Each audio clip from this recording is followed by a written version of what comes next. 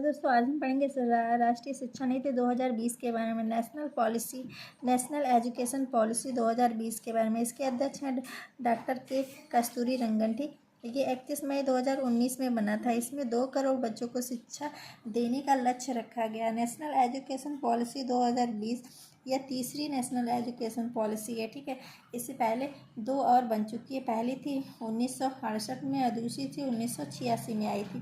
ठीक, national education policy 2020 के साथ केंद्र सरकार राज्य सरकार के सहयोग से शिक्षा क्षेत्र पर जीडीपी के 6% हिस्से के बराबर निवेश का लक्ष्य रखा गया। कैबिनेट द्वारा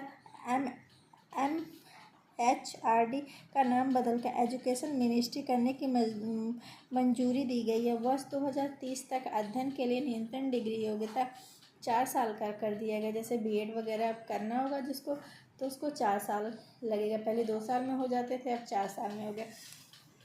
ठीक है, और उसके बाद है 10+2। 10+2 के स्थान पे 5+3+3+4 आ गया। मतलब अब 10+2 को 4 चरणों में बांट दिया गया। पहला चरण को फाउंडेशनल स्टेज बोलते हैं। ये 5 साल का होता है, जो क्लास प्लेवे से लेके क्लास 2 तक होता है। इसको हिंदी में मूलभूत चरण बोलते हैं। और उसके दूसरा होता है प्री प्रेपरेटरी स्टेज। ये 3 ईयर का होता है, क्लास 3 से लेके 5 क्लास 5 तक। ठीक है, इसको प्रारंभिक चरण बोलते हैं। फिर मिडिल स्टेज, ये 3 ईयर का होता है, ये क्लास 6 से क्लास 8 तक। इसको मध्य चरण बोलते हैं। सेकेंडरी स्टेज, ये ये 4 ईयर का होता है, क्लास 9 से क्लास 12 तक। इसको मध्य चरण बोलते हैं। इस नीति के तहत अब रचनात्मक समझ मतलब कॉन्सेप्चुअल अंडरस्टैंडिंग पे जोर देना है।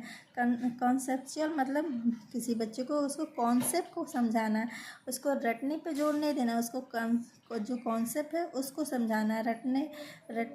रटने को हटा दिया गया। मतलब कोई बच्चा रटेगा नहीं, कॉन्सेप्ट को समझेगा। ठीक, बहुभाषिता मतलब होता है मल्टी लैंग्वेज। ठीक, किसी भी क्लास में मल्टी लैंग्वेज पे जोर देना, मतलब मल्टी लैंग्वेज को प्रोत्साहन देना, जोर देना, इसको रखा गया। ठीक है, सीखने के लिए सतत मूल्यांकन पर जोर देना।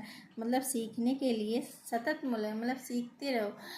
ये नहीं कि साल के अंत तक जो उसका परीक्षा पाना है, परीक्षा में अच्छे नंबर पाना है इसलिए सीखना है। इसलिए सीखना है कि मतलब हर चीज़ की नॉलेज हो।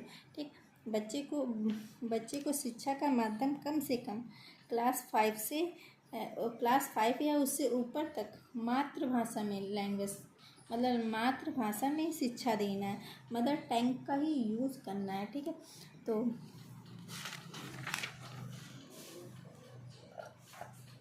इतने रहे।